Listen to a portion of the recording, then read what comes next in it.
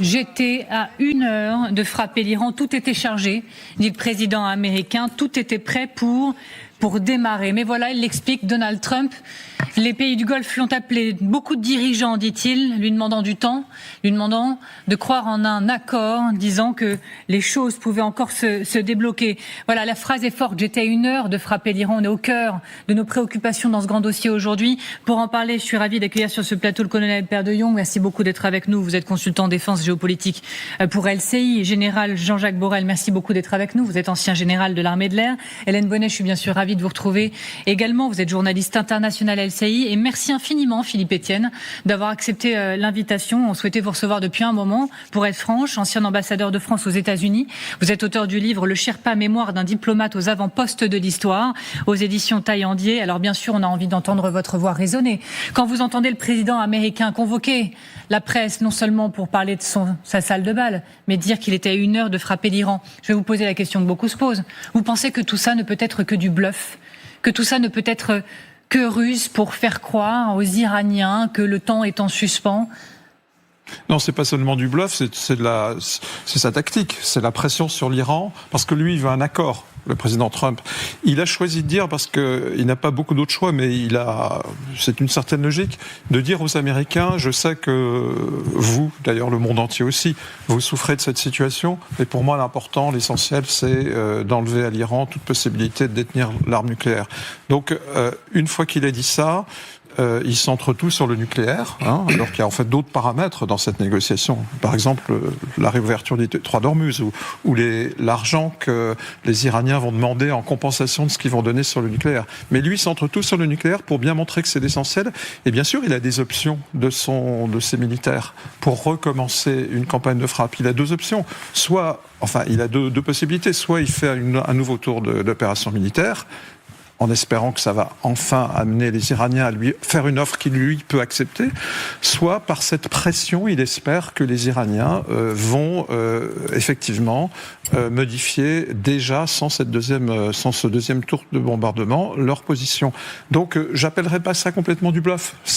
Il a ses choix, on sait ce qu'il préfère. Il préférerait une négociation maintenant. Les Iraniens, ils ont compris les directions iraniennes ont un énorme levier avec le détroit d'Ormuz. Vous diriez même avantage aujourd'hui? C'est le faible au fort. Ils sont très affaiblis, les dirigeants de la République islamique d'Iran. Mais ils ont des leviers très forts. Et ils les jouent à plein. Parce qu'eux aussi savent que les Américains veulent un accord. Et donc, ils veulent aller jusqu'au bout de leurs avantages. Alors, c'est vrai qu'on est parfois perdu parce qu'on a passé beaucoup de temps dans ces émissions à expliquer que nos informations indiquaient que les pays du Golfe, en tout cas les Émirats Arabes Unis, étaient plutôt pour une montée en gamme, une montée en tension, pour en finir avec tout ça. Et finalement, les pays du Golfe, mais après, on ne sait pas lesquels, ont décroché. Oui. Il y en a plusieurs des pays du Golfe et ils ne sont pas tous sur la même ligne. Mais effectivement, vous imaginez bel et bien ces dirigeants des pays du Golfe appeler Donald Trump pour dire « nous, on croit à un accord ». D'abord, ce qui est étonnant, c'est que ce ne sont pas les pays du Golfe qui négocient directement. Jusqu'à présent, on avait un médiateur qui était le Pakistan. Exact. Et les fois précédentes, c'est le Pakistan, qui est proche de la Chine d'ailleurs, qui avait demandé de laisser un peu de temps à la négociation. Là, soudain, ce sont les pays du Golfe. Pourquoi les pays du Golfe ? Sans doute parce qu'ils craignent, parce qu'on l'a vu les fois précédentes, que si les Américains recommencent leur opération militaire, eh bien les Iraniens vont de nouveau bombarder les Émirats Arabes Unis, qui est leur principale cible, mais aussi les autres pays du Golfe. Donc des pays comme le Koweït, le Qatar, l'Arabie Saoudite, voire l'Arabie Saoudite fassent cette intervention, c'est crédible. Les Émirats Arabes Unis, vous avez raison, sont dans une position différente. Mais en même temps, ils ont été les premières cibles des bombardements iraniens. Oui, et d'ailleurs ils continuent de l'être puisqu'on apprend que 6 drones auraient survolé le ciel émirati ces toutes dernières heures, donc la tension est toujours très concrète en ce qui les concerne, les menaces très fortes. On va en parler ensemble toujours, mais bien sûr on prend la direction de Washington pour vous retrouver. Sonia Dredi, vous êtes correspondante accréditée à la Maison Blanche. Sonia, ça s'est passé vraiment à la dernière minute, il n'était pas du tout prévu que les journalistes soient convoqués pour une prise de parole sur la salle de bal. Bien sûr, le président américain en a profité pour répondre aux questions sur l'Iran. Pour vous, il est très clair qu'effectivement, on est passé, mais vraiment à 1 heure, comme le dit le président américain, d'un retour de la guerre des frappes. Oui, Donald Trump qui a dit qu'il était à 1 heure de prendre sa décision pour des frappes qui étaient prévues ce mardi. Donc il était à 1 heure en gros de donner le feu vert. Et c'est vrai qu'on sentait les choses s'accélérer. Il y avait déjà eu un conseil avec une réunion avec son conseil de sécurité nationale samedi dans son golfe de Virginie. Une autre réunion était prévue ce matin dans la Situation Room, la salle de crise de la Maison-Blanche, avec notamment le secrétaire à la Défense, le secrétaire d'État et le directeur de la CIA. Et donc, beaucoup de signaux indiquaient que c'était une possibilité. Le Pentagone parlait d'une éventuelle reprise des hostilités dans les prochains jours. Mais on sent aussi que Donald Trump y allait peut-être un peu à reculons. Il y a deux côtés de Donald Trump. Un côté qui veut vraiment mettre la pression sur les Iraniens pour obtenir ce qu'ils souhaitent, notamment sur le nucléaire.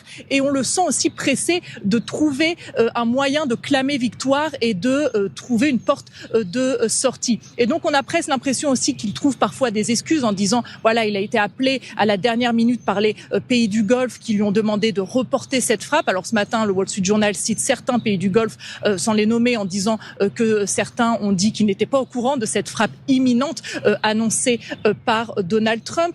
Dans le New York Times, un officiel du Pentagone dit aussi que le Pentagone a pris conscience que la résilience des Iraniens était importante par rapport aux frappes aériennes de Donald Trump, en citant notamment les tirs contre le F-15 il y a quelques semaines. Donc on sent toujours un Donald Trump hésitant, même s'il se montre très menaçant. Des frappes sont très probablement toujours possible. Alors là, il a dit qu'il donnait 2-3 jours à l'Iran, mais on sait que souvent, il ne tient pas ses dates limites, ses ultimatums qu'il donne. En tout cas, il y a une réelle possibilité de reprise des frappes si Donald Trump ne tient pas ce qu'il veut. Et ce qui est aussi intéressant, pour terminer, il a dit que il y a quelques instants, d'obtenir la poussière nucléaire, c'était presque plus important psychologiquement. Il y a quelques jours, il disait que c'était une question de relations publiques presque. On a l'impression qu'il veut vraiment décrocher cette victoire sur le nucléaire, récupérer d'une manière ou d'une autre cet uranium enrichi pour afficher cette victoire devant sa population et passer à autre chose. Merci infiniment Sonia Dredi. Débriefing à chaud, la correspondante accréditée TF1 LCI depuis la Maison-Blanche. Mais c'est vrai que la théorie qui s'est beaucoup imposée ces dernières heures, malgré tout, c'était est-il en train de reculer pour mieux frapper? Pourquoi? Parce que Sonia le citait, il y a des sources qui émergent assez fortes dans la presse ces dernières heures. Et effectivement, dans le New York Times, l'hypothèse de la ruse, certains responsables américains ont averti que la déclaration de Donald Trump hier, quand il a dit on est passé à ça des frappes, pourrait être une manœuvre de diversion et qu'il pourrait néanmoins procéder à des frappes. Hélène Bonnet. Alors, on ne pouvait pas exclure la ruse d'une certaine manière, puisque Donald Trump a déjà rusé, souvenez-vous, des ultimatums en juin 2025, finalement, qui n'ont pas été respectés, et en moins de 48 heures, Donald Trump frappe les sites nucléaires. Néanmoins, on sent quand même que donc vous avez d'un côté l'armée qui se prépare, et ça c'est normal, il y a des scénarios militaires, mais on sent qu'il y a une réticence quand même de Donald Trump, qui a sans doute conscience des enjeux. Si les hostilités recommencent, le risque c'est l'escalade, et alors la question qu'on peut se poser, c'est est-ce que ce récit qu'il donne, c'est-à-dire l'appel des pays du Golfe, est crédible ou pas? Pour l'instant, les pays du Golfe n'ont pas confirmé, c'est un peu flou. On sait qu'il y a des négociations via certains intermédiaires de la presse. Il y a même eu des démentis qui ont fuité de responsables de pays du Golfe disant qu'ils n'avaient pas été au courant de frappes imminentes. Ce dont parlait Sonia à l'instant. Et la difficulté, c'est de démêler ce discours. Est-ce que c'est du bluff? C'est une justification toute trouvée pour Donald Trump pour gagner encore un peu de temps? Ça, c'est difficile d'y voir clair pour l'instant. Ce qu'on retient, c'est que l'objectif finalement, il est posé, c'est le nucléaire, et Donald Trump ne veut pas avoir de victoire s'il n'obtient pas ça. Ce qu'on retient également, c'est que les plans sont bien là, ils sont sur la table. On peut quand même essayer de donner un peu de crédit à certains propos. En tout cas, on est obligé de les sous-peser. Et donc, en étant concret, si Trump décidait de frapper, là, dans 2 jours, 3 jours, s'il avait frappé là, aujourd'hui, comme c'était prévu, c'est ce qu'il dit, il aurait frappé quoi? Quelles sont les cibles potentielles des Américains en Iran aujourd'hui, après tout ce qui a été fait? Quelle serait la stratégie américaine? Parce qu'une partie de cette stratégie a quand même échoué. Il y a 2 mots très importants, c'est le mot quantité-qualité. On voit que la première période, en fait, les 40 premiers jours du mois de fin février, le mois de mars. Vous avez mis des cibles potentielles avec les centrales électriques. La qualité, en fait, on l'a ciblé, des cibles militaires et des rampes de lancement. Là, on passe sur un autre modèle. On parle de massif, on parle de quantité. Donc, on est sur des modalités beaucoup plus fortes, beaucoup plus lourdes. Et là, bien évidemment, le Trump l'a dit plusieurs fois, il s'attaquerait directement, comment dire, à l'infrastructure, aux installations, je dirais, administratives, administratives, tout ce qui est encore debout en Iran. Donc ce serait extrêmement massif. Après, les moyens qu'ils utiliseraient, on le verra plus tard, mais très concrètement, ils ont une capacité, encore une fois, à agir directement sur l'Iran. Après, le problème est le suivant, c'est la rétorsion. La décision de Trump, elle est dramatique. Pourquoi ? Parce qu'elle engage automatiquement, l'avenir des pays du Golfe, puisque c'est une triangulation entre l'Iran, les États-Unis et les pays du Golfe. Donc il sait que quand il va appuyer le bouton, il y a des missiles qui partiront automatiquement, non pas sur lui, mais sur les pays du Golfe. Alors, je voudrais qu'on regarde, si c'est possible, Audrey Chabaille, en régie, justement, les dirigeants de ces pays du Golfe, puisqu'on parle d'eux. On a l'émir du Qatar, on a le prince héritier d'Arabie Saoudite, on a le président des Émirats Arabes Unis. Je pense qu'on va voir ces images, mais effectivement, est-ce que ces pays du Golfe, monsieur l'ambassadeur, disent aussi aujourd'hui, en fait, Donald Trump, vous êtes incapable de nous protéger. Vous êtes incapable de nous protéger. Vous nous mettez en risque, vous nous mettez en danger. Surtout, ne faites pas ça. Et c'est plus la question de l'accord, c'est la question de nous, on serait frappés, pas vous, nous. Oui, bien sûr. Et en fait, ils ont été en partie protégés par les Américains parce que une partie très faible des missiles et des drones iraniens les ont atteints, mais quand même, ils ont été effectivement exposés aux représailles iraniennes depuis le début de cette guerre. Et donc, ils savent, comme vous l'avez dit, que si la guerre reprend, les bombardements sur leur pays vont reprendre. Mais ils sont dans des positions différentes. On sait d'ailleurs qu'il y a de plus en plus de divergences entre l'Arabie Saoudite et les Émirats Arabes Unis, qui étaient très proches il y a quelques années. Le Qatar, lui, est dans une position où toute son exploitation gazière est stoppée. Il ne peut plus rien exporter. Donc, ils sont à la fois très pressés que cette guerre se termine, mais en effet aussi très angoissés de la reprise des bombardements. Ils sont dans des positions, en effet, très compliquées. Alors, ils ne se sentent pas totalement protégés par les États-Unis, c'est le moins qu'on puisse dire, mais en même temps, ils continuent aussi à avoir essentiellement besoin de la protection américaine. Et on a vu la menace revenir, elle revient régulièrement de toucher le détroit de Bab el-Mandeb. C'est effectivement, général, une menace extrêmement sérieuse, ce type de menace qui peut pousser à décrocher le téléphone pour dire en fait non, on va pas passer l'étape d'après parce qu'on n'a pas les moyens de se protéger, de protéger ce détroit qui permet d'envoyer un peu de pétrole. C'est un véritable enjeu, c'est clair. Le détroit de Bab el-Mandeb, on commence à en parler maintenant, sachant qu'on aurait pu en parler dès le départ, parce que c'est le pendant du détroit d'Ormuz, qui a déjà subi un certain nombre de difficultés. C'est vrai qu'aujourd'hui, l'Arabie Saoudite, on le voit sur votre illustration, commence à exporter un peu plus de pétrole par Yanbu pour effectivement contourner ce blocus à Ormuz. C'est un détroit qui est très important pour la France également. Je rappelle qu'on a une base importante à Djibouti. Nous ne sommes pas les seuls, il y a aussi les Américains, mais c'est aussi un port d'attache. Quand on parle tout à l'heure de l'armada européenne ou otanienne qui pourrait venir pour aider au déblocage d'Ormuz, la base de repli, ce sera Djibouti. Donc en fait, ce détroit, il est très important. Il est sous la menace des rebelles Houthis, qui sont les proxys de l'Iran dans cette région, qui ont déjà beaucoup agi, qui ont subi une guerre de la part de l'Arabie Saoudite sans grand succès de la part de l'Arabie. Donc ces gens-là sont effectivement capables de menacer et de fermer Bab el-Mandeb. Alors, ancien général de l'armée de l'air que vous êtes, j'ai aussi envie de vous soumettre la carte des cibles potentielles pour les Américains en Iran. Cette fois, des frappes, si on parle de frappes massives, encore une fois, au regard de la première phase qui n'a, pour beaucoup, pas donné exactement les résultats escomptés. Par quoi pourraient passer ces nouvelles frappes pour essayer, cette fois, d'en terminer ? Je pense qu'il faut bien prendre conscience que les options qui ont été présentées au président Trump sont multiples. Elles vont de l'action ciblée sur l'île de Karg ou sur les côtes du détroit d'Ormuz pour essayer de supprimer la flotte des moustiques là qui pose problème dans ce détroit, jusqu'aux, effectivement, frappes massives sur les installations civiles. Je pense que toutes ces options, elles sont sur la table, elles sont prêtes, et je pense qu'elles peuvent se combiner dans le temps et dans l'espace. C'est-à-dire qu'elles peuvent être utilisées soit simultanément, soit les unes après les autres. Mais très clairement, ce qui est intéressant dans la déclaration du président Trump, c'est qu'il a remis au centre du jeu l'affaire de l'uranium. Je rappelle que c'était au départ une des motivations de cette guerre, qu'on avait un peu oublié au fur et à mesure du déroulement et puis des négociations. Les Iraniens avaient eu l'intelligence de placer au centre du jeu le détroit d'Ormuz. Et du coup, on parlait plus de l'uranium. Et là, ce qui est intéressant, c'est que Donald Trump remet ça au centre du jeu en disant c'est l'objectif. Et donc, ces frappes massives, elles sont là. C'est du rapport de force. On est là dans la négociation en disant je vais vous détruire. Est-ce qu'il en a les moyens ? Très clairement, oui. Eh bien alors attendez, n'allez pas plus loin, parce que c'est justement le point que nous allons aborder maintenant, le dossier que nous allons ouvrir à chaque fois qu'il y a des menaces.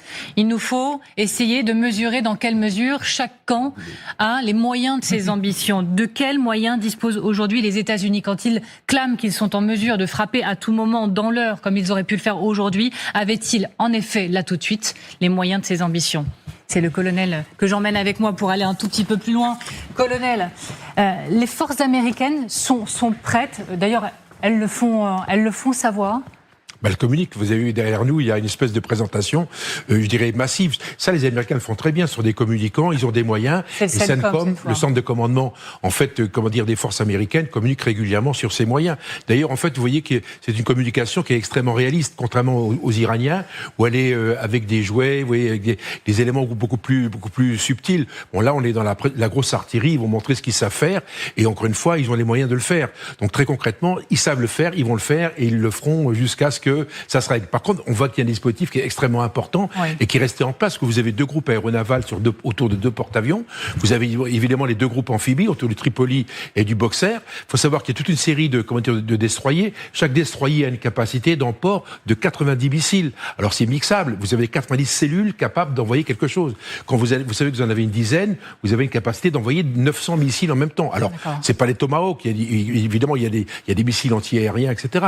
Mais il y a une capacité de tir qui est extrêmement importante, extrêmement lourde. Concrètement, dites-nous quels appareils, quelles forces entreraient en action pour cette nouvelle campagne de frappe est décrite comme massive, encore une fois, par Donald Trump lui-même. Alors, il y aurait 3 niveaux, bien évidemment. La 3e dimension, c'est ce qu'on voit, avec les B-52, les B-1, et tout le système de bombardement, les F-35. Là, c'est un B-52.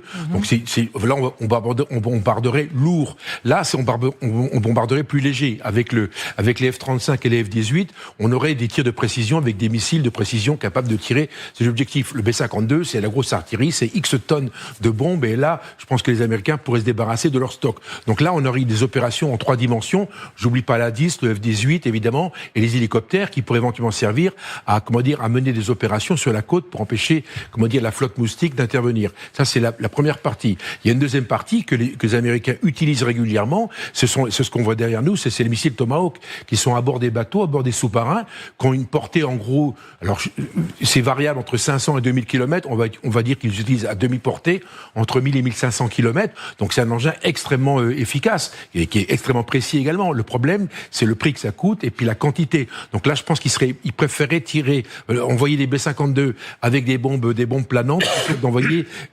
Ça, c'est très précis. Et les objectifs que vous avez montrés tout à l'heure, qui étaient des objectifs civils, ils seraient plutôt tirés par ce genre d'engin que par des B-52. Puis enfin, vous avez l'arme ultime dont parle Trump régulièrement, c'est la partie terrestre, puisqu'on sait qu'aujourd'hui, vous avez deux modèles d'unités présentes. Vous avez le corps des Marines qui est sur les bateaux, donc sur le Tripoli et sur le Boxer, en gros 5000 hommes.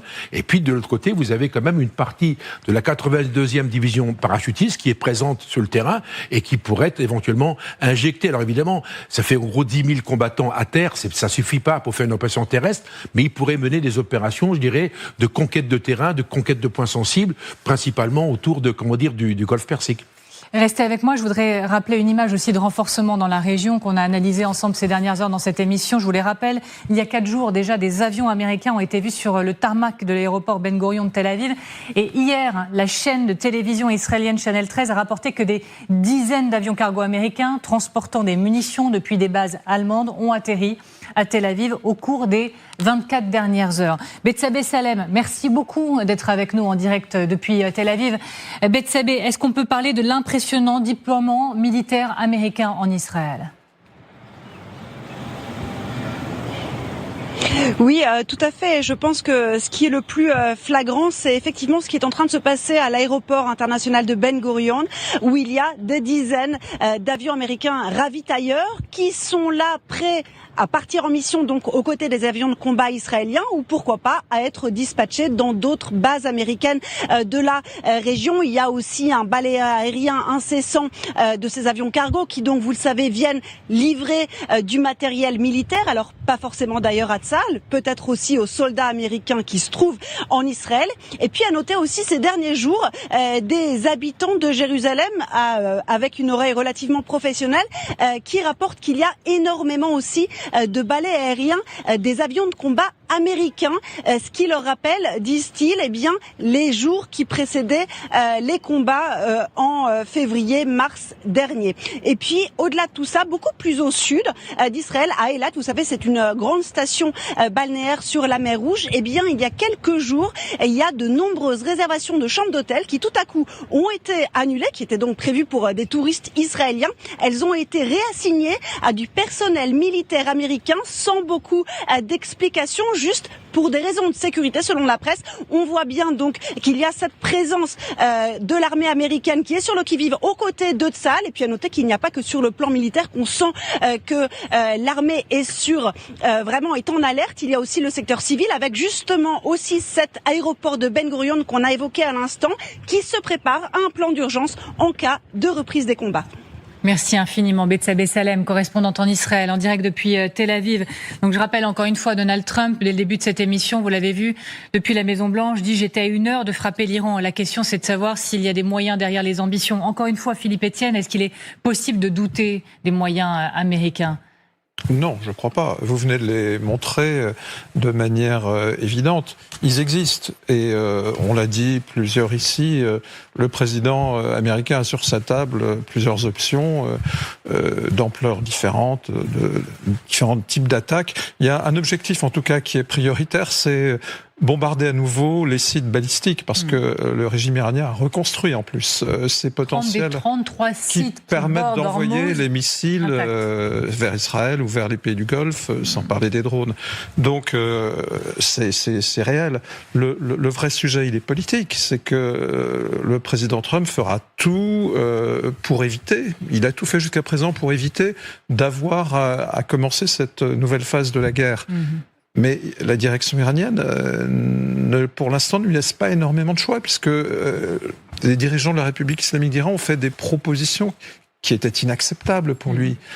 Qu'est-ce qu'ils proposent ? Ils proposent de maintenir leur contrôle sur le détroit d'Ormuz, alors qu'avant la guerre, le détroit d'Ormuz était libre. Oui. Il ne propose absolument pas la dénucléarisation totale. Le point essentiel, c'est que va devenir ce stock d'uranium enrichi qui reste en Iran. Pour ce qui est de l'arrêt de l'enrichissement, on sait qu'il y a des discussions en cours. Le président Trump lui-même a dit que un gel pendant 20 ans, 20 entre guillemets, c'est un paramètre de la négociation, était envisageable. Et puis il y a l'autre élément dont personne ne parle, en tout cas pas le président Trump, mais qui est qu'est-ce que on donne aux Iraniens, en tout cas à la direction iranienne en échange, en levée des sanctions et en dégel des avoirs.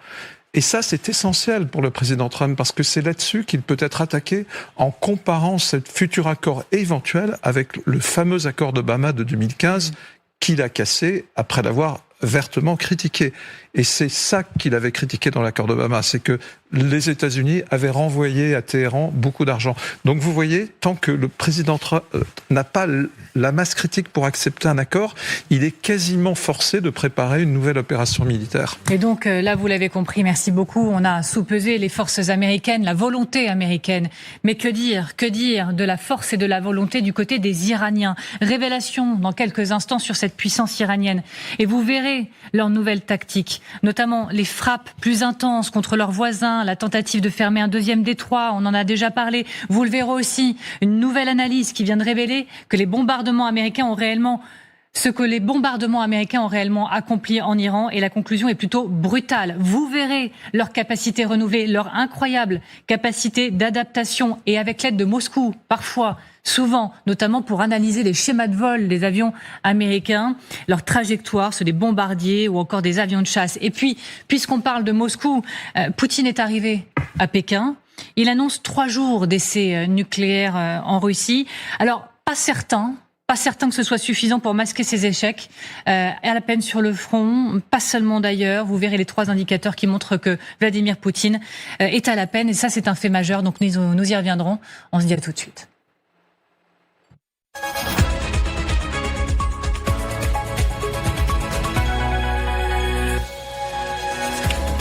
Vous êtes toujours devant le grand dossier avec toujours cet enjeu. Trump-Iran, l'attaque massive est prête. Et Donald Trump a même dit il y a quelques instants qu'il était à 1 heure de les déclencher, ces frappes. On en parle bien sûr avec mes invités dans un instant. Mais là, c'est l'heure de l'essentiel de l'actualité. La situation va durer. L'alerte est signée Sébastien Lecornu. Interrogé à l'Assemblée nationale aujourd'hui sur les conséquences économiques du conflit au Moyen-Orient, le Premier ministre rappelle que son obsession est de faire en sorte, je cite, que des pans entiers de l'activité économique du pays ne se mettent pas à l'arrêt. Pour autant, Sébastien Lecornu dit envisager davantage d'économies budgétaires que les 6 milliards d'euros prévus. La France, c'est la bonne nouvelle, remporte un giga contrat de plusieurs milliards d'euros devant les Britanniques, les Suédois ou encore les Espagnols. La Suède choisit l'entreprise française Naval Group pour la commande de 4 frégates. Et puis l'Organisation mondiale de la santé alerte sur l'ampleur et la rapidité de l'épidémie d'Ebola en République démocratique du Congo. Elle fait rage avec plus de 130 décès enregistrés par le ministère de la Santé du pays. L'OMS a lancé l'alerte avant même d'avoir réuni son comité d'urgence. C'est une première dans l'histoire de l'institution. Voilà pour l'essentiel de l'actualité. Nous reprenons donc le fil de ce grand dossier. Trump, Iran, l'attaque massive est prête. Et pour tout comprendre, pour tout décrypter, on est toujours ravis bien sûr d'être avec Philippe Etienne. Merci encore une fois d'avoir accepté l'invitation. Ancien ambassadeur de France aux États-Unis, auteur du livre Le Sherpa, mémoire d'un diplomate aux avant-postes de l'histoire aux éditions Taillandier. Ravi donc encore une fois. Général Jean-Jacques Borrell, ravi également. Vous êtes ancien général de l'armée de l'air.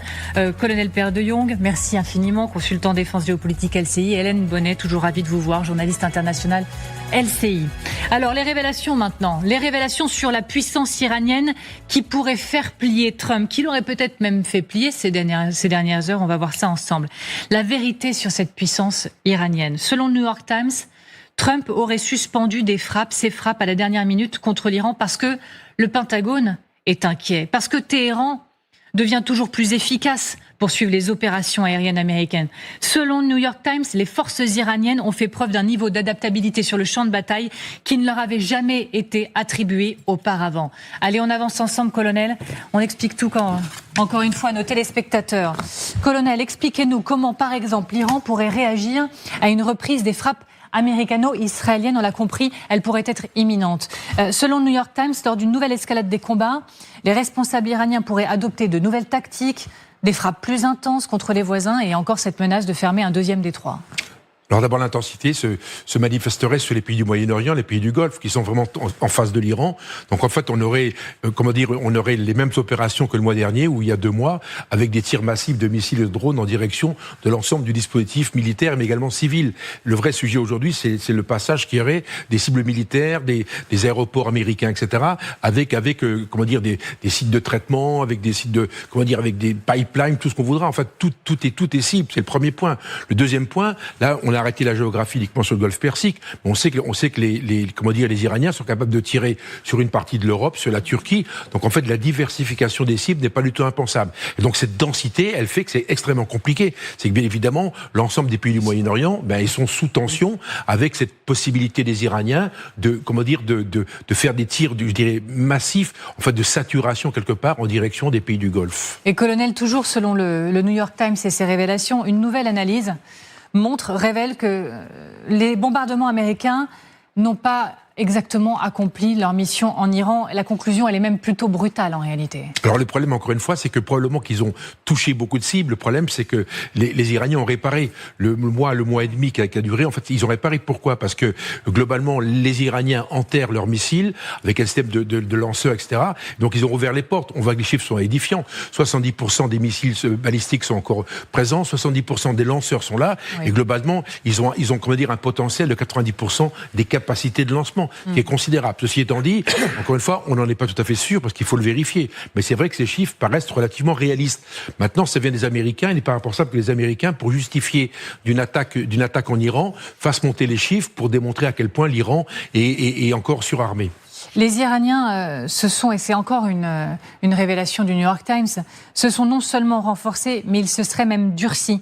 Ils seraient des adversaires plus durs qu'auparavant. Alors c'est connu, vous savez, les chefs sont plus intelligents que les sous-chefs, et donc c'est ce qui est arrivé à l'Iran. Comme ils ont coupé toute une série de tranches, on arrive à la tranche numéro -3 ou -4, et là on tombe sur les brutes, et il y en a probablement d'autres encore. Donc là, à gauche, vous avez comment dire vous avez le conseiller du guide suprême. Là, vous avez le patron comment dire des gardiens de la révolution, et là vous avez le conseil de sécurité, pour faire court, le conseil suprême, donc qui donne les orientations du combat. Donc ces trois personnages aujourd'hui tiennent les rênes du pouvoir. Là, on voit bien que Ghalibaf a disparu et les civils ont disparu. Là, on est vraiment sur les durs de durs et qui tiennent le parti, et eux ne céderont absolument jamais, bien évidemment. Merci, colonel Parfait, comme toujours. Merci beaucoup. Monsieur l'ambassadeur, peut-on aller jusqu'à dire aujourd'hui que les Iraniens sont plus redoutables qu'avant la guerre ? Mais d'abord, ce régime, il a préparé cette guerre depuis des dizaines d'années, puisque il sait qu'il est confronté à l'hostilité des États-Unis. Et il a eu le temps, comme le colonel l'a dit, de se reconstruire sur le court terme après l'attaque de juin dernier et la guerre de février et mars. Ça, c'est le premier point. Le deuxième point, dans l'histoire de ce régime, il faut jamais oublier les années 80. Moi, je me souviens, lorsque j'ai reçu à l'Élysée une délégation de ce régime pour parler de l'accord nucléaire à l'époque, on était encore dans les suites de l'accord de 2015, la référence à l'invasion de l'Irak, à l'attaque de Saddam Hussein est toujours présente. Et donc, dans ces années 80, l'Irak attaque l'Iran par surprise et le régime iranien qui vient de se mettre en place, à force de mobilisation, arrive à renverser la situation. Et ça reste dans la mémoire de ce régime. Et troisièmement, effectivement, et c'est ce que nous montre aussi le conflit en Ukraine et les échecs de la Russie, il y a, du fait du développement de certaines nouvelles technologies militaires, notamment les drones, un avantage parfois du faible au fort, en quelque sorte. La guerre asymétrique, notamment. Et le régime iranien a tellement développé les drones, sa survie, c'est les missiles. Donc il a développé les drones comme prolongation des missiles, qu'il a donné cette technologie aux Russes, à Poutine. Il ne faut pas l'oublier, les drones Shahed. Par ailleurs, vous utilisez un mot très important, la guerre asymétrique. Le régime iranien a aussi une longue histoire d'intervention au-delà de ses frontières. Par deux moyens, ce qu'on appelle les proxys dans la région. Et effectivement, les Houthis ne sont pas encore entrés, comme vous le disiez, mon général, en jeu.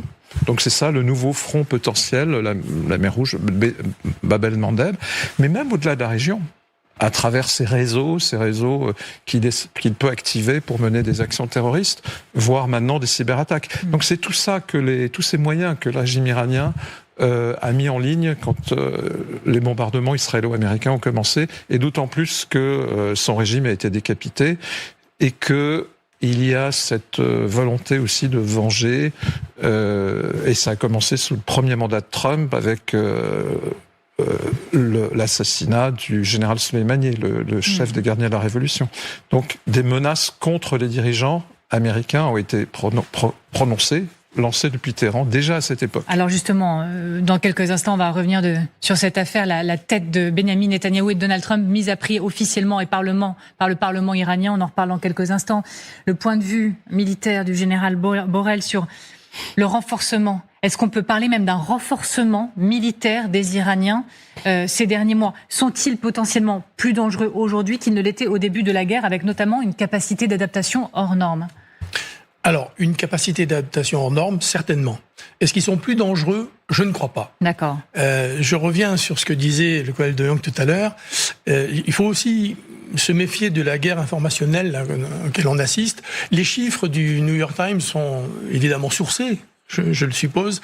Néanmoins, je suis un peu sceptique quand même, en particulier sur le nombre de lanceurs disponibles. Il faut bien comprendre que les Iraniens, comme le disait monsieur l'ambassadeur, ils se sont préparés à cette guerre depuis 45 ans ou 47 ans. Et donc, ils ont stocké du matériel pour le protéger. Et ça a bien marché, puisque la première phase de la campagne, comme vous le disiez, n'a pas atteint totalement ses objectifs. Maintenant, ils ressortent ces lanceurs et ces missiles. À partir du moment où ils les ressortent, ils sont vulnérables. Ils deviennent vulnérables comme ils l'étaient au début de la campagne. Donc, est-ce qu'on peut en déduire qu'ils sont plus dangereux ? Non. Est-ce qu'ils sont moins dangereux ? Non. Ils sont toujours aussi dangereux. Mais avec des moyens effectivement un petit peu différents. Et comme vous le disiez, avec un focus sur les missiles, parce que ils ont bien compris que la faiblesse de la campagne américaine, ce sont les pays du Golfe.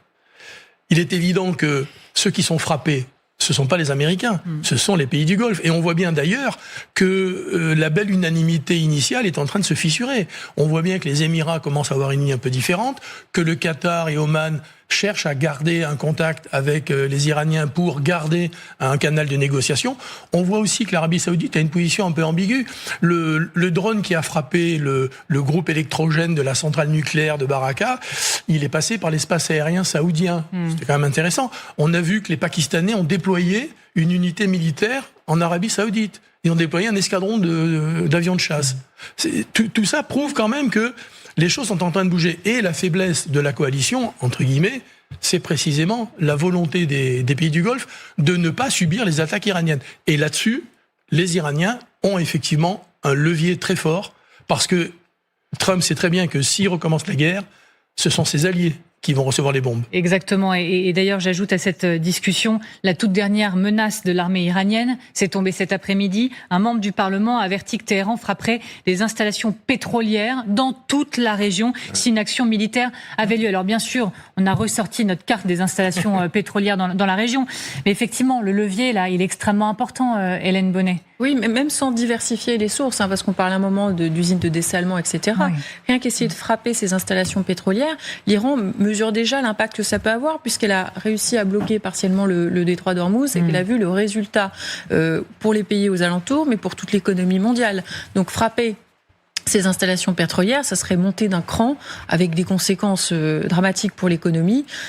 Voilà, il ne faut pas chercher plus loin. L'outil, la cible en tout cas, est déjà toute trouvée. Mais il y a eu donc une double menace en réalité. Il y a eu la menace contre le pétrole, les puits de pétrole dans toute la région. Et un peu plus tôt, il y a eu cette menace plus générale d'ouvrir de nouveaux fronts. Alors là, nous, on a ressorti cette autre carte, celle des câbles sous-marins, parce que ça, c'est vraiment la musique qui commence à monter très fort. On en avait parlé d'ailleurs ensemble, colonel, sur ce plateau. Ça peut être l'autre front, indéniablement ouvert par les Iraniens. Oui, autre levier important. Oui, parce qu'en fait, en mettant un droit de péage à Ormuz, en fait, on fait payer les bateaux, on fait payer le passage de l'information. Donc il y a des centaines de câbles qui servent pour l'internet, pour tout ce qu'on voudra, et puis pour la bourse, pour les communications. Donc très concrètement, il pourrait dire voilà, à partir de maintenant, le câble qui sert vous payez tant, donc on fait payer une dîme. En fait, le problème c'est pas tellement ce que ça va coûter. Le problème c'est l'impact politique, c'est l'impact que ça a sur le fait qu'il y a une prééminence iranienne visible, physique, quasiment physique, sur un endroit qui est aujourd'hui contesté par la planète. On dit aujourd'hui que aujourd'hui les détroits, c'est le traité de Montego Bay. Voilà, alors ils l'ont signé, ils l'ont pas ratifié en 94, mais n'empêche qu'aujourd'hui les détroits sont libres de passage. C'est le cœur du problème, c'est la guerre dans les espaces ouverts et maritimes. C'est vraiment un vrai sujet. Ça. Alors, comme malheureusement Philippe Etienne va devoir partir dans quelques instants, je voudrais vous entendre sur un sujet là, qu'on a effleuré, d'ailleurs que vous avez effleuré il y a quelques instants, sur la tête de Donald Trump et Benjamin Netanyahou qui a été mise à prix. Et encore une fois, c'est pas une vidéo de propagande à base de Lego ou quelque chose de ce type-là. Non, on parle aujourd'hui du Parlement iranien qui doit officiellement voter un projet de loi offrant des récompenses pour l'assassinat de ces deux dirigeants. On parle d'une prime de 50 millions d'euros pour la tête de Donald Trump et Benjamin Netanyahou. L'Iran prêt à tuer Donald Trump, je sais qu'il faut peser ses mots, donc on est là pour le faire ensemble, mais là encore, un cran supplémentaire est franchi. Pas une simple vidéo, le Parlement officiellement. Oui, non, vous avez raison. C'est pas complètement nouveau, comme je le disais. Ces menaces, notamment contre le président Trump et ses principaux conseillers sous le premier mandat, existaient déjà. Mais là, on est aussi dans la guerre psychologique, évidemment. Vous vous souvenez, il y a quelques semaines, ils avaient même montré des images du Premier ministre Netanyahou en disant qu'on ne l'avait pas vu depuis quelque temps. Donc ça, c'est vraiment la guerre psychologique. Mais les réseaux iraniens dans les pays étrangers existent, on le sait, et d'ailleurs le FBI aux États-Unis le prend au sérieux. Vous vous souvenez, il y a quelque temps, qu'il avait décidé de protéger Los Angeles et une cérémonie qui avait lieu à ce moment-là. Donc c'est une menace réelle et aussi c'est aussi de la guerre psychologique. Merci d'avoir été avec nous. J'en suis navrée, mais je dois vous remercier et vous souhaiter une bonne soirée. C'est moi qui vous remercie. On s'est dit qu'on reprenait rendez-vous, n'est-ce pas ? Absolument. Alors je vous dis à très bientôt. Merci beaucoup. On continue nous d'en parler ensemble et regardez comme la télé iranienne relaie cette question de la mise à prix de la tête des dirigeants Benjamin Netanyahou et Donald Trump. Regardez sur la télé iranienne. ماشاءالله به تو ماشاءالله مربی مایت از مایت ولکن الله حرم بسم الله الرحمن الرحیم. Même chose, hein. Au-delà du symbole et de la bataille psychologique, ça peut pousser effectivement des gens à essayer. Je sais que ça devient fou d'avoir à se poser ce genre de questions, mais Donald Trump n'a-t-il pas répété à plusieurs reprises que les Iraniens avaient essayé de le tuer ces derniers mois ? Non, mais très clairement, enfin, pour rebondir sur ce que disait Monsieur l'ambassadeur, non, mais c'est de la guerre psychologique. Les Israéliens font exactement la même chose. L'élimination des dirigeants, malheureusement aujourd'hui, enfin, dans ce type de conflit, ça devient, pas dire banal, mais en tout cas assez classique. Maintenant, dans cette gestion du rapport de force, faut toujours être prudent parce que menacer quelqu'un de quelque chose qu'on ne peut pas lui faire, c'est toujours embêtant parce que on peut se décrédibiliser. Alors après. Que le Parlement iranien vote une loi pour effectivement adopter une prime de 50 millions de dollars, oui, bon, très bien. Je pense que ça ne dissuadera pas ni les Israéliens ni les Américains de continuer l'élimination des dirigeants iraniens. C'est sûr. Et je pense même que, même si je connais pas personnellement le président Trump, je pense que dans son personnage, ça va au contraire le motiver encore plus pour aller jusqu'au bout. Je précise qu'il y a une autre cible, c'est l'amiral Brad Cooper, qui est Absolument. quand même l'homme qui réfléchit, qui pense militairement cette guerre en Iran. C'est le commandant de CENTCOM, enfin du commandement central, donc qui est dans le Golfe, et qui est effectivement, en fait, le patron de la manœuvre militaire sur place. Hélène Bonnet. Oui, non, mais je pense que ce type de vidéo, alors on se demande est-ce que ça peut inspirer. Moi, ça me fait penser aux vidéos d'appel au djihad, etc. Vous pouvez toujours avoir quelqu'un quelque part qui se sent inspiré par ça et qui peut se dire allez, je tente quelque chose. C'est ce que disait Monsieur l'ambassadeur tout à l'heure. Après, en sérieux par le FBI ou la CIA. Voilà, c'est aussi de la propagande à usage interne pour désigner les cibles, voilà, du régime. Et puis c'est un peu une manière en interne de laver l'honneur parce que ce régime a vu tous ses principaux dirigeants complètement éliminés par les États-Unis et Israël. Il faut se dire aussi qu'ils n'ont pas forcément les moyens de générer la même chose dans le camp adverse. Hein. On voit mal quand même la sécurité, avec toute la sécurité qu'il a, Benjamin Netanyahou, être abattu aussi facilement. Et même si on a vu qu'il y avait eu des tentatives contre Donald Trump, la dernière en date montre quand même qu'il y a un effectif de sécurité autour de lui qui est capable de réagir. Non, mais très clairement, je pense que vous avez raison. Je pense que les Iraniens parlent aux Iraniens. Ce que je veux dire, c'est que c'est de la propagande interne. C'est pour, entre guillemets, rassurer la population, même si la population est particulièrement hostile aux actions du régime. Donc c'est un petit peu une arme, à mon avis, un peu à double tranchant. Je vous donne la parole tout de suite. Je voudrais juste montrer une autre image, non, mais parce que on est dans la guerre de propagande et d'images et il faut quand même vous montrer, voilà, ces images notamment de la propagande iranienne avec un mariage ultra collectif, des centaines de couples qui s'affichent se mariant et qui seraient en fait prêts au sacrifice pour la guerre, avec accrochés, donc vous le voyez sur les véhicules, des armes peintes en rose, les femmes brandissant des fleurs. La guerre.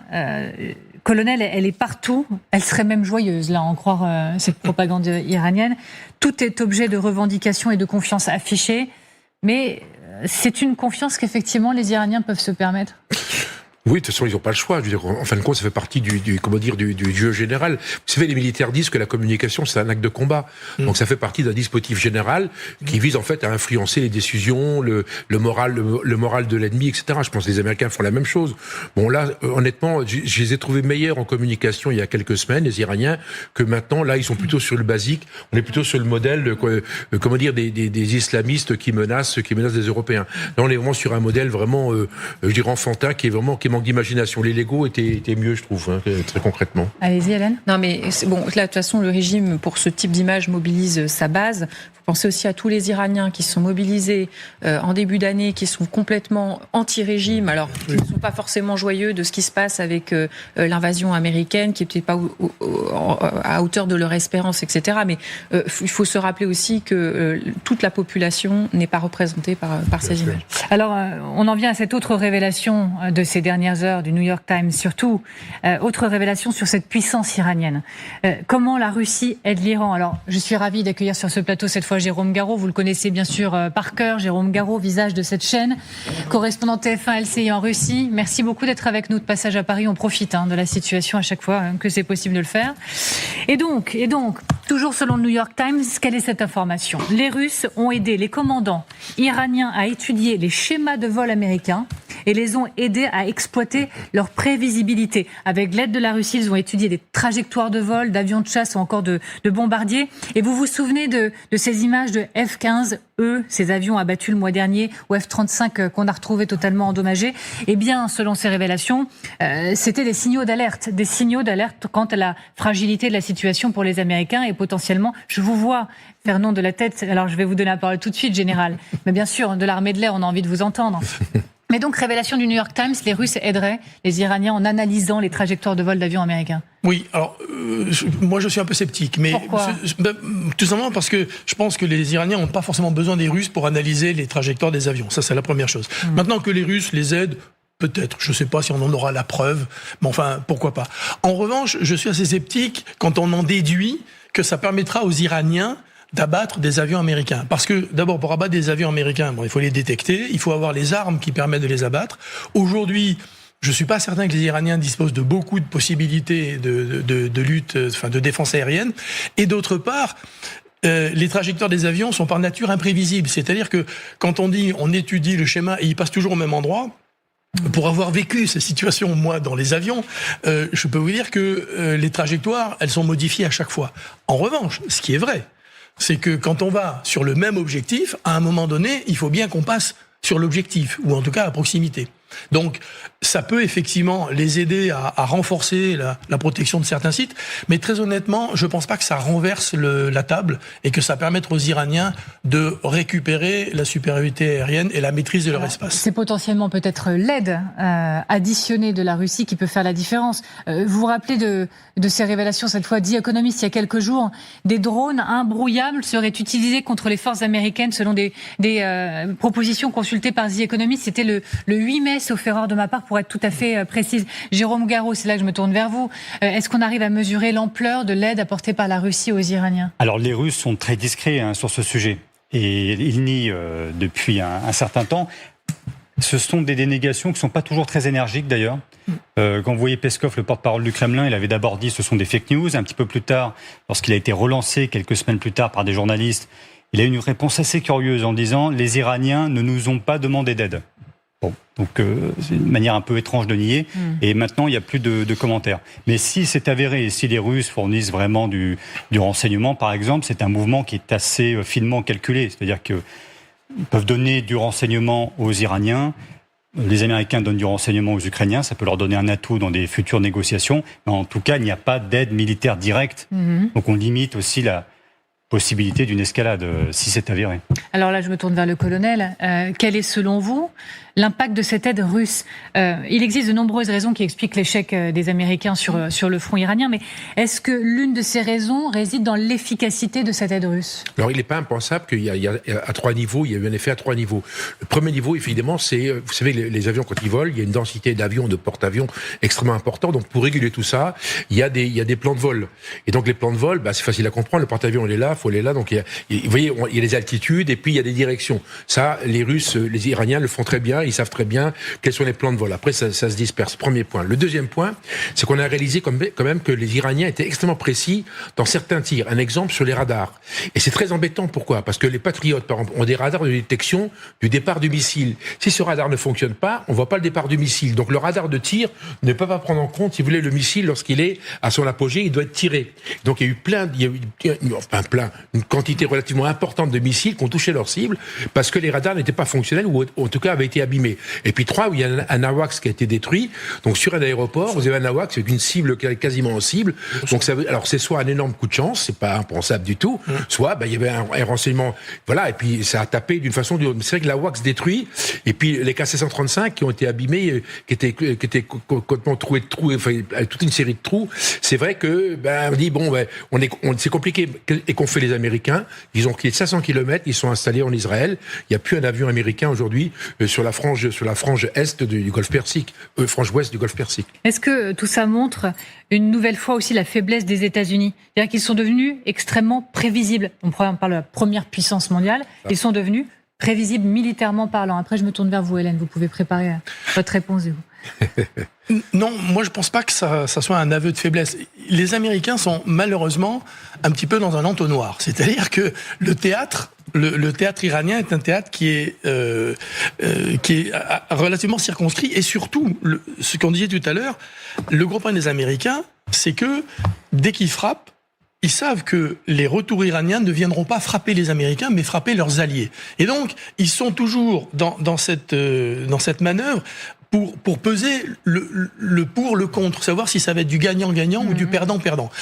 Je pense pas que les Américains sont en position de faiblesse, mais soit ils passent à une campagne totale, c'est-à-dire effectivement, comme le dit le président Trump, je ramène l'Iran au Moyen-Âge, et ils savent que ça aura des conséquences sur toute la planète, soit ils refont ce qu'ils ont déjà fait pendant 30 jours, c'est-à-dire frapper des lanceurs de missiles, faire des actions commando pour éliminer un certain nombre de dirigeants, et essayer d'affaiblir la défense iranienne sur le détroit d'Ormuz.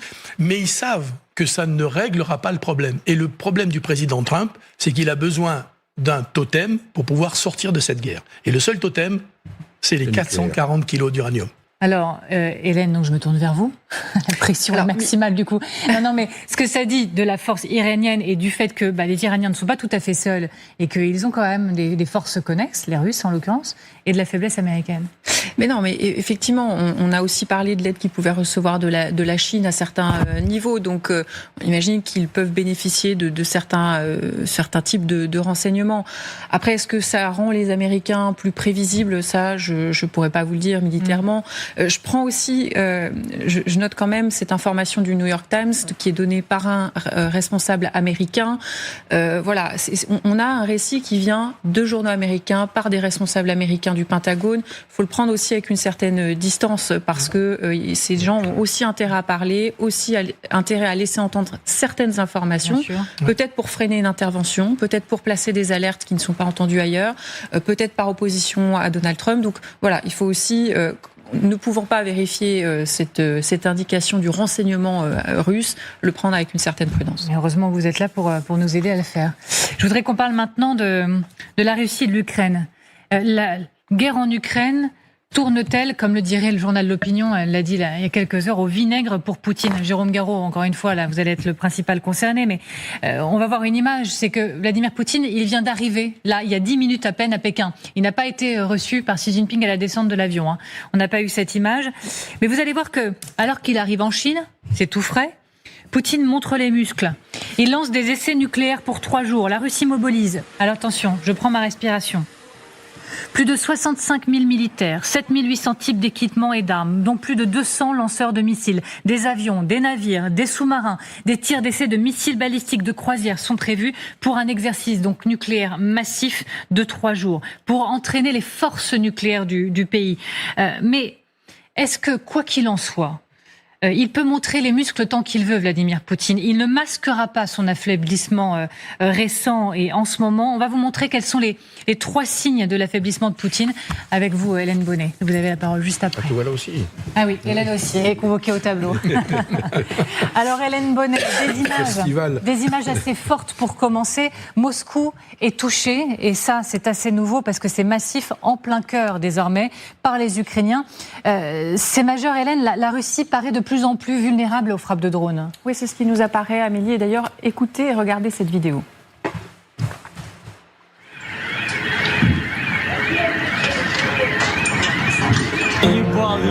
Voilà, les drones les drones ukrainiens qui ont frappé de plein fouet un immeuble à Moscou. C'était dans la nuit de samedi à dimanche dernier. Les Ukrainiens qui ont lancé une attaque massive sur la Russie, des centaines de drones, 120 drones rien que sur la capitale Moscou. Ça donne des images évidemment très spectaculaires. On a vu cet immeuble. Il y a aussi une raffinerie qui a été en feu, qui était visée par l'un de ces drones.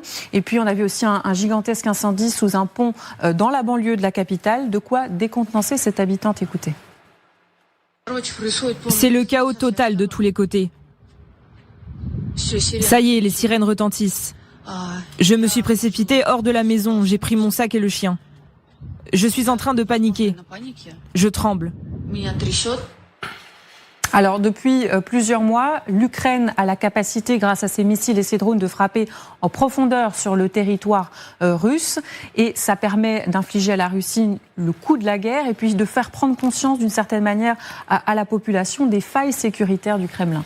Hélène, sur le front maintenant, les Russes ont perdu du terrain pour la première fois en avril depuis l'été 2023. Oui, alors c'est vrai qu'on a vu ces 3 dernières années la Russie qui grignotait progressivement du territoire ukrainien. Mais au mois d'avril cette année, l'Ukraine a mis fin à cette progression, du moins temporairement. Selon l'Institut d'études de la guerre, la Russie a perdu 120 km² dans 3 régions principalement, Zaporijia, Kherson et Kharkiv.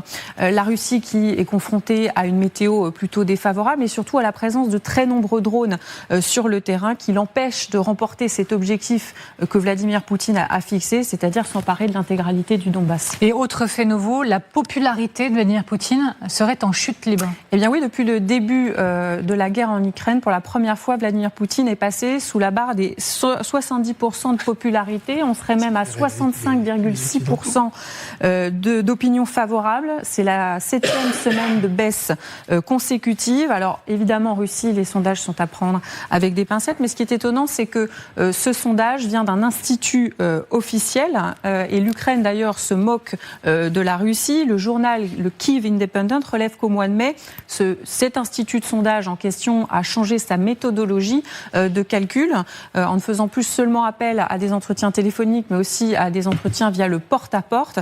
Et elle note que c'est officiellement, d'après la Russie, c'est pour améliorer la qualité du sondage et que depuis que cette méthodologie a été mise en place, eh bien la cote de Vladimir Poutine est un peu remontée. Merci, parfait Hélène Bonnet. Merci beaucoup. Jérôme Garraud, c'est votre moment. Poutine, peut-on dire de Poutine qu'il est affaibli? Peut-on dire qu'il est même plus affaibli que jamais depuis le début de la guerre? Alors, je présume quand même que la période de l'automne 2022 était un peu plus dangereuse à ce moment-là, quand l'armée russe essuyait vraiment des revers importants sur le front. Là, il faut aussi revenir, je pense, à décembre 2025. Quand on a cru que la paix allait être signée, il y a beaucoup de Russes qui attendent aussi qu'une paix soit signée, et on leur a dit en décembre qu'il y avait d'abord 25 points plutôt favorables à la Russie. Ensuite, on avait un plan en 20 points, 90% étaient presque signé. Et le 29 décembre, tout est annulé après une attaque, prétendue attaque, sur la résidence de Vladimir Poutine à Valtaï. Et depuis, les Russes ne comprennent pas pourquoi cette guerre continue. Vous ajoutez à cela que les applications maintenant WhatsApp, Telegram, il y a quand même 94 millions d'utilisateurs en Russie, donc ça touche tout le monde. Ça touche le commerce aussi. Vous avez un modèle publicitaire pour certaines entreprises, des entreprises qui vont chercher des clients de cette manière-là. Les sanctions qui ont un effet cumulatif continuent de produire leurs effets. On va avoir un certain nombre de faillites cette année. Donc il y a un télescopage d'éléments qui explique cette baisse de popularité. Même si on reste là à 65%, il faut prendre ces chiffres avec des pincettes, mais ça reste quand même très élevé. Au regard du militaire général, on peut dire de Vladimir Poutine qu'il est en train de perdre la guerre. Est-ce que les essais nucléaires ne sont qu'un cache-misère d'un Poutine qui serait en train de perdre la guerre? Enfin, on n'imaginait pas se poser cette question il n'y a pas si longtemps. C'est vrai. Alors, ce qu'on peut dire, c'est qu'il n'est pas en train de la gagner. Est-ce qu'il est en train de la perdre? Moi, je serais plus prudent parce que... Je suis fan de ce type de réponse. C'est un peu votre signature, mais j'adore. Allez-y. Mais parce que pour l'instant, les choses sont pas tout à fait fixées. Alors, les exercices nucléaires, alors ce sont pas des essais, hein, ce sont des exercices nucléaires. Tout à fait. La nuance est importante. Non, mais vous avez raison.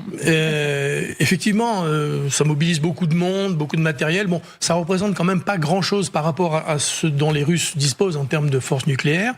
Mais c'est surtout, ça permet au président Poutine de simplement rappeler à tout le monde qu'il est une puissance nucléaire et que il doit compter encore sur la scène internationale. Mais ça masque très clairement un échec aujourd'hui, en tout cas en Ukraine, très clairement. Est-ce que ça changera la donne ? Non, ça changera pas la donne. La grosse problématique des Russes aujourd'hui, c'est qu'ils sont en face, ils ont en face d'eux des Ukrainiens qui ont progressé, qui ont appris. On parle de la résilience des Iraniens. Il faudrait parler de la résilience des Ukrainiens. Ça fait 4 ans qu'ils font la guerre. Tout le monde les donnait perdants. Et je me souviens qu'au début des opérations russes, on disait ça sera réglé en 3 semaines. 4 ans après, c'est les Ukrainiens qui progressent. Donc, je pense que Vladimir Poutine fait face effectivement à un échec et il essaye de le masquer. Sa visite à Pékin, c'est aussi... ça participe aussi de cette tentative d'expliquer à tout le monde qu'il est là, qu'il est puissant et qu'il a de quoi faire. On va revenir dans quelques instants à Pékin. On prend la direction de Pékin pour trouver Louise Malnois et on se demandera dans quelle mesure Poutine arrive en position de faiblesse.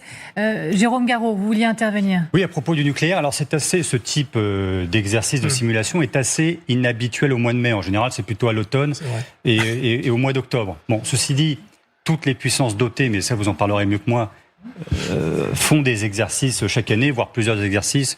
Chine, États-Unis et même la France, mais la Russie diffère en ce sens que quand Moscou organise des exercices, il faut que ça se voit. Il faut que ce soit massif. Il y a des images qui sont tournées par le ministère de la Défense.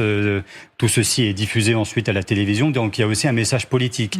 Et le nucléaire, pour les Russes, c'est le dernier objet intact de ce que fut leur superpuissance du temps de l'époque soviétique. Vous prenez n'importe quel autre domaine, le domaine spatial par exemple, leur domination est dépassée depuis très longtemps. Le nucléaire, pas du tout. Il a même toujours été mis à jour et amélioré, même lorsque l'économie russe était dévastée dans les années 90. Oui, indéniablement. Et donc, encore une fois, exercice, pas essai, vous avez eu raison de me reprendre. Vous vouliez réagir sur ce point, colonel ? En fait, il faut noter que ça se passe en Biélorussie, qui devient vraiment le vrai porte-avions de la Russie. Donc en fait, il y a une espèce d'association qui devient complètement, qui devient logique et indestructible. En fait, c'est quasiment le même pays. Le deuxième point, les moyens utilisés. En fait, ils vont utiliser des nucléaires tactiques et des nucléaires, je dirais, pas pré-stratégiques, mais je veux dire intermédiaires. Concrètement, les Iskander, moins de 500 km, et les Oreshnik entre 500 et 5000 km. C'est qui la cible ? En fait, le message est adressé non pas à la Chine, mais à l'Europe.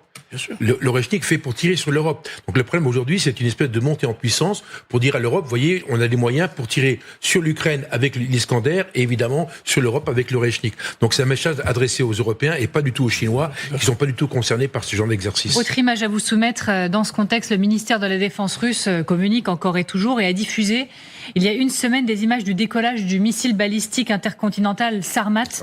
La Russie précise qu'il serait, je cite, opérationnel pour le combat dès la fin de cette année. Là encore, cache-misère, Poutine perd la guerre et essaye de le masquer à coups d'images de Sarmat. On en a parlé régulièrement de ce Sarmat. Plus une armée conventionnelle vous semble s'affaiblir, plus l'arme nucléaire devient importante, si on parle en logique de survie. Mais c'est aussi, c'est ce qu'on disait, c'est le seul facteur égalisateur avec les États-Unis et la Russie, et la Chine pour la Russie. Allez-y, Hélène. Non, mais alors oui, donc évidemment. Et puis le Sarmat, on a eu des exemples par le passé via des images satellites qui montraient que notamment un des essais en 2024, visiblement c'était mal passé parce qu'on voit cette gigantesque cratère sur un site d'essai russe. Donc le fait de renouveler l'exercice, d'essayer de montrer que finalement ce programme fonctionne, je crois que Vladimir Poutine a dit qu'il voulait le déployer d'ici la fin de l'année, c'est une manière de dire voilà, nos capacités fonctionnent et on sera en mesure de les utiliser. Donc ça fait partie de la menace aussi. Une autre information à vous soumettre, elle est signée le Financial Times. Xi Jinping aurait dit en privé à Donald Trump lorsqu'ils se sont rencontrés il y a quelques jours à Pékin que Poutine pourrait, je cite, finir par regretter son invasion de l'Ukraine. Et allant plus loin que n'importe laquelle de ses déclarations publiques sur la guerre. Qu'est-ce qu'il faut comprendre selon vous, Jérôme Garraud ? Bon alors, encore une fois, conditionnel et on prend toutes les pincettes sur cette déclaration, mais il est possible que la Chine multiplie les signes de prudence et ça nous rappelle quelque chose, une nuance importante. La Chine et la Russie sont des partenaires stratégiques. Ils ne sont pas des alliés. La terminologie officielle, c'est partenaires stratégiques. Donc ils ne vont pas s'affronter frontalement sur un sujet, mais leurs intérêts ne vont pas toujours converger. Ça peut être des alliés de circonstance. Et aujourd'hui, leur intérêt commun, c'est la lutte contre l'Occident, contre les États-Unis et l'Occident de manière plus générale. Mais vous savez, la culture chinoise est très exotique pour le Russe moyen et inversement. Vous avez même des Chinois qui vont, quand ils ne peuvent pas voyager en Europe parce que ça coûte trop cher, qui vont à Vladivostok. Ça, c'est une anecdote assez amusante. C'est une ville chinoise, oui. Oui, qui est à côté de la Chine, mais c'est déjà l'Europe pour les Chinois moyens. Vous voyez ? Oui, allez-y, général. Oui, je voudrais juste dire, il me semble que cette déclaration a été démentie par les Chinois et que le président chinois n'aurait pas déclaré ça. Ceci étant, effectivement, moi je pense que les Chinois, je suis tout à fait d'accord, je pense qu'ils sont partenaires avec les Russes, mais je pense que surtout les Chinois, ils sont sur le temps long, et je pense que le président chinois, il veut se positionner comme celui qui reçoit les grandes puissances et qui essaye de les mettre d'accord. Je pense que c'est un jeu assez facile pour lui. Et puis je pense que dans l'esprit chinois, c'est pas une puissance expansionniste. Et donc je pense que ils sont plutôt dans le temps long. Et je pense qu'ils sont surtout sur une méthode qui consiste à gagner sans combat. Typiquement par la guerre économique, par la puissance qu'ils déploient. Je suis pas certain que les Chinois soient dans une période où ils aient l'intention d'envahir Taïwan, par exemple. Je pense qu'ils sont plutôt dans le temps long. Chose promise, chose due. On prend la direction de Pékin pour retrouver Louise Malnois. Merci beaucoup d'être restée avec nous, Louise Malnois. Vous êtes donc à Pékin. On a vu les images à l'instant. Vladimir Poutine vient d'arriver en Chine. Il n'a pas été accueilli sur le tarmac par Xi Jinping. Vladimir Poutine arrive-t-il en position de faiblesse à Pékin ? Il est arrivé il y a une demi-heure maintenant. Il y avait quand même la garde d'honneur qui était là à l'attendre, des enfants rassemblés. Il y a eu droit à une vraie cérémonie d'accueil. Vladimir Poutine. Xi Jinping n'était pas là non plus la semaine dernière pour accueillir Donald Trump. C'est le ministre des Affaires étrangères Wang Yi qui était là aujourd'hui pour saluer, accueillir Vladimir Poutine avant de le voir monter dans sa voiture et prendre la direction de Pékin. Je vous entendais parler de cette déclaration, cette information donnée par le Financial Times qui a en effet été démenti par le ministère des Affaires étrangères chinois. Aujourd'hui, son porte-parole a balayé cette information en répondant que c'était complètement faux. Parmi les sujets qui vont être évoqués ici, parce qu'il s'agit effectivement d'afficher ce partenariat stratégique entre la Chine et la Russie, et notamment de renforcer les liens commerciaux en tout cas. Les liens commerciaux, ils sont au beau fixe depuis 2022, depuis l'invasion de l'Ukraine. Ça fait 3 années successives que les échanges commerciaux dépassent les 200 milliards de dollars entre la Chine et la Russie. Et puis il y a un enjeu clé, c'est celui de l'énergie, avec notamment le projet de gazoduc Siberia 2 qui devrait acheminer 50 milliards de mètres cubes de gaz russe vers la Chine. Mais il faut encore que Pékin et Moscou tombent d'accord, et donc ça fait partie des sujets, des dossiers que la délégation russe a apportés dans ses valises et qui devraient être abordés demain. Ça, c'est un enjeu tant pour la Chine qui cherche évidemment à maintenir ses approvisionnements en hydrocarbures, à les fragiliser avec la situation au Moyen-Orient. Et puis pour la Russie, c'est évidemment un partenaire stratégique, la Chine, puisqu'elle trouve des débouchés à ces hydrocarbures maintenant qu'elle n'a plus accès au marché européen avec les sanctions occidentales. Et pour Pékin, c'est aussi un levier pour tirer les prix vers le bas. Et aujourd'hui, c'est encore plus important pour eux. Merci infiniment. Louise Malnois, correspondante TF1 LCI en Chine. Merci beaucoup à vous. Et puis, il est un peu tard chez vous, donc merci d'être resté en place, vraiment. Je voudrais qu'on revienne quand même sur un fait majeur quand on parle de la Russie, Jérôme Garraud, de ces derniers jours. C'est quand on parle encore de la psychose au Kremlin. On parle de ce Vladimir Poutine qui craint pour sa vie, qui se barricaderait, dont on dirait qu'il vit de bunker en bunker. D'ailleurs, vous étiez récemment à au défilé Moscou, du 9 mai, oui. Pour le 9 mai, à minima total ce défilé. Est-ce qu'effectivement on peut imaginer un Poutine renversé ? Non, alors ça je n'y crois pas. Je ne crois pas une révolution venant par en bas. Les rumeurs de coup d'État étaient assez peu crédibles aussi, surtout venant de la part du clan Shoigu qui a déjà été décimé. Donc je crois que c'est quelque chose que les Occidentaux espèrent. Et donc on a envie d'y croire, et donc c'est le wishful thinking, comme on dit en bon français. Mais là-dessus, je n'y crois pas à court terme en tout cas. Mais la psychose, il y a vraiment un sentiment de psychose qui s'est installé Alors c'est sûr que les Russes craignaient quelque chose le 9 mai. Nous, notre accréditation et celle de tous les journalistes étrangers a été annulée 2 jours avant, sans raison. Il n'y avait pas de matériel militaire, donc les Russes voulaient avoir le minimum de flux entrant-sortant autour de la place Rouge Donc, il craignait quelque chose, ça c'est certain. Après, est-ce qu'il y a une paranoïa? Je ne suis pas dans les arcanes du pouvoir. Bien sûr, mais vous sentez parfois les choses comme vous y allez plus que nous tous réunis. Là, pour le 9 mai, c'est sûr qu'il y avait une tension nouvelle, mais je ne peux pas vous dire après dans les couloirs du palais. Et donc, Poutine, il est en Chine là, en ce moment. Est-ce que vous imaginez qu'il obtiendrait plus que Xi Jinping que Donald Trump il y a quelques jours? La relation n'est pas du tout la même entre les deux. Lui est venu aussi avec des dirigeants d'entreprise. Il a peut-être plus d'espoir de faire des affaires avec Xi Jinping. Je ne saurais pas dire vraiment s'il peut espérer plus. Il affichera peut-être plus de victoires à l'issue. Je ne sais pas. Je vous remercie beaucoup, Hélène Bonnet. Merci beaucoup, colonel Père de Jong. Merci infiniment, Jérôme Garraud. Merci à vous, général, d'avoir été avec nous aujourd'hui. Merci à vous, bien évidemment, de nous suivre. Et vous le savez, vous pouvez nous retrouver en podcast avec le petit QR code qui est là. Vous le flashez, vous scannez, vous nous retrouvez sur les plateformes habituelles de podcast.